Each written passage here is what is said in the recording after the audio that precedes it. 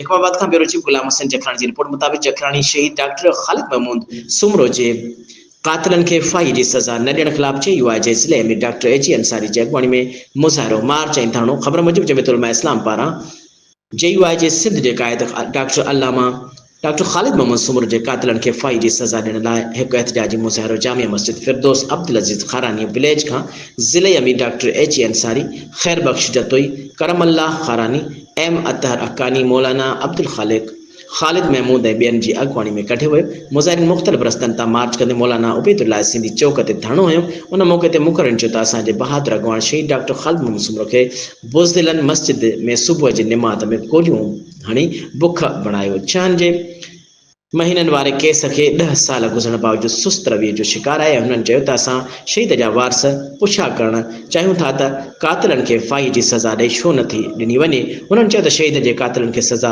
ॿुधाए फाहीअ जे फंदे ते चाढ़े इंसाफ़ कयो वञे।